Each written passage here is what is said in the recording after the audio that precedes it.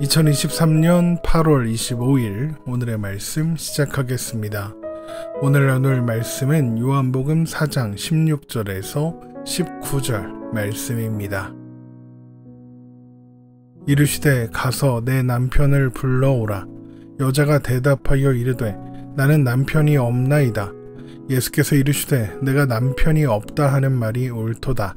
너에게 남편 5이 있었고 지금 있는 자도 내 남편이 아니니 내 말이 참되도다. 여자가 이르되 주여 내가 보니 선지자로소이다. 아멘. 예수님은 갈릴리로 향해 가시는 길에 사마리아의 수가라는 동네에 있는 우물가에서 한 여인을 만나셨습니다. 예수님은 그녀에게 물 한 잔을 요청하셨지만 여인은 예수님을 경계하며 유대인 남자가 왜 사마리아 여인에게 말을 거는지 물었고, 예수님은 그녀가 하나님의 선물과 그녀에게 물을 달라 하는 이가 누구인지 알았다면 오히려 예수님께 생수를 구했을 것이라고 말씀하셨습니다. 하지만 여인은 물 기를 그릇도 없으면서 물을 어떻게 줄 수 있냐고 반문했죠. 그러자 예수님은 예수님께서 주시는 물은 영생하도록 솟아나는 샘물이라고 말씀하십니다. 그러나 여인은 아무런 기대도 없이 그런 물이 있으면 어디 한번 줘 보십시오. 이런 식으로 대답했습니다. 이런 여인의 아무런 기대 없는 대답을 들으신 예수님은 그녀에게 남편을 불러오라고 하십니다. 요한복음 4장 16절입니다. 이르시되 가서 내 남편을 불러오라. 예수님은 왜 갑자기 여인의 남편을 불러오라고 하셨을까요? 주님께서 남편이 그녀 인생의 목마름이라는 것을 아셨기 때문입니다. 여인은 예수님과의 대화에서 자꾸만 예수님을 밀어내고 있는데 예수님은 오히려 그녀의 인생으로 한 걸음 더 다가가시는 것입니다. 우리가 예수님을 자꾸만 밀어내는데도 예수님께서 우리의 인생에 자꾸만 찾아오시고 다가오시는 것처럼 말입니다. 그러나 여인은 대화가 계속 진행되는 것을 원하지 않았습니다. 그래서 나는 남편이 없다 이렇게 잘라서 대답하죠. 요한복음 4장 17절입니다. 여자가 대답하여 이르되 나는 남편이 없나이다. 이런 여인의 대답에 예수님은 남편이 없다는 말이 맞다고, 이미 남편 5이 있었고 6번째 남편도 남편이 아니라고 말씀하십니다.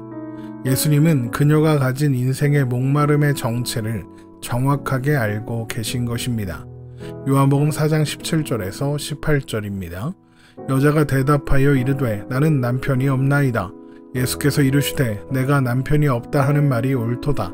너에게 남편 5이 있었고 지금 있는 자도 내 남편이 아니니 내 말이 참되도다. 어떤 사람들은 남편이 5이나 있었고 지금 6번째 남편과 살고 있다는 여인을 특별한 죄인으로 여기기도 합니다. 그녀가 음란한 여인이어서 5번이나 남편에게 버림받았으며 지금 같이 사는 사람도 남편이 아닌 채 그냥 사는 기둥서방 같은 남자라고 하는 식이죠. 또한 그래서 이 여인이 사람들이 잘 다니지 않는 정오에 물을 뜨러 우물에 왔다라고 이야기하기도 합니다. 여인이 사마리아 사람들도 꺼리는 죄인이었기 때문에 의도적으로 다른 사람들의 시선을 피했다는 것이죠. 또한 그래서 예수님께서 남편을 불러오라고 하실 때 남편이 없다 이렇게 대답했다고 하죠.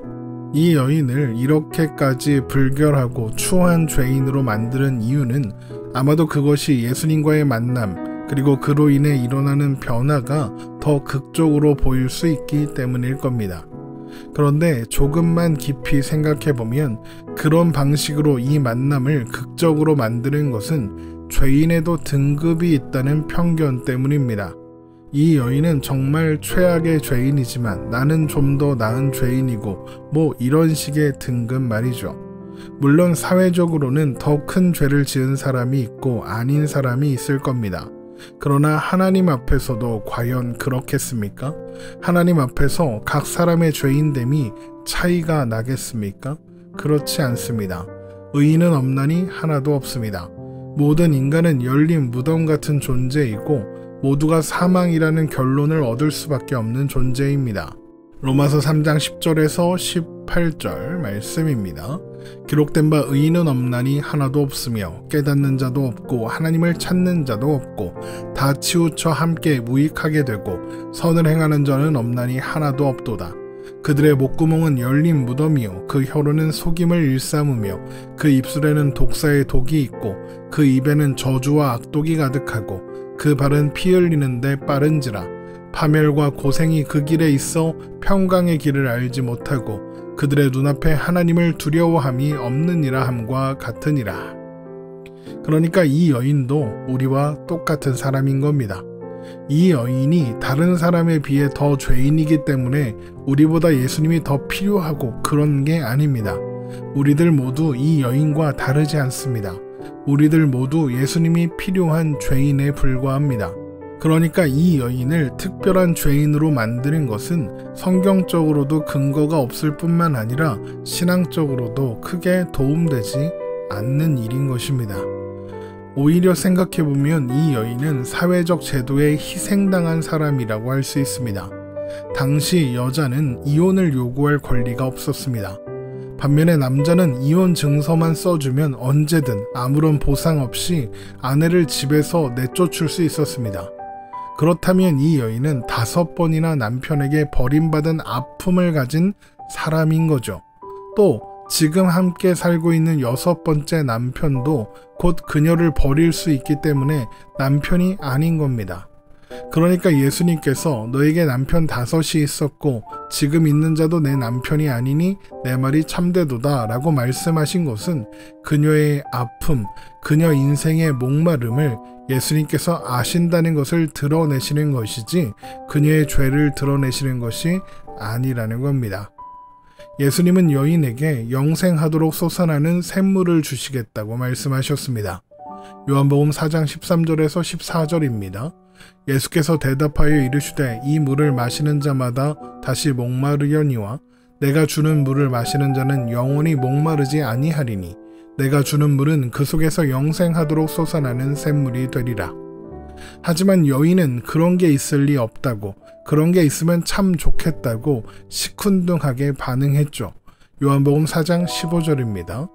여자가 이르되 주여 그런 물을 내게 주사 목마르지도 않고 또 여기 물 기르러 오지도 않게 하옵소서. 그러니까 이 여인에게는 아무런 기대도 소망도 없고 그저 목마르지 않아서 물을 기르러 올 필요나 없었으면 좋겠는 거죠. 예수님은 이런 여자의 마음을 아시고 여인의 목마름의 원인을 드러내시는 겁니다. 그리고 그 문제를 공감하시고 이해해 주시는 거죠.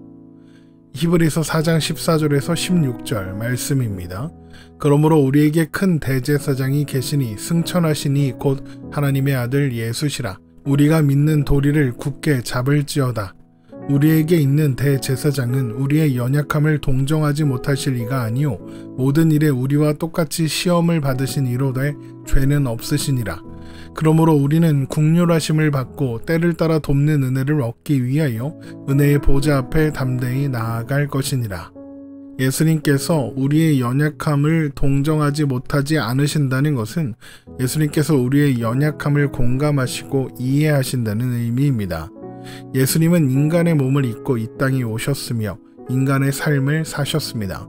우리와 똑같이 갈증과 배고픔과 피곤함을 느끼셨고 우리와 똑같이 사셨습니다. 그래서 우리의 모든 연약함과 아픔을 아십니다. 공감하십니다. 공감은 상대가 가지고 있는 마음을 그대로 느끼는 거죠.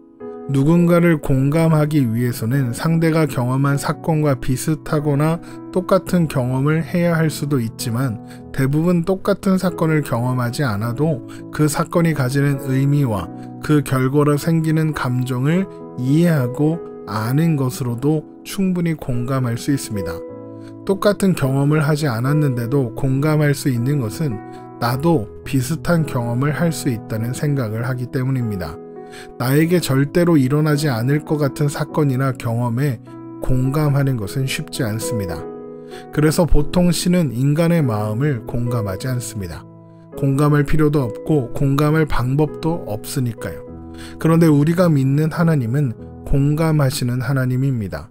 아들이신 예수님께서 이 땅에 오셔서 인간으로 사셨고 인간으로 죽으셨기 때문입니다.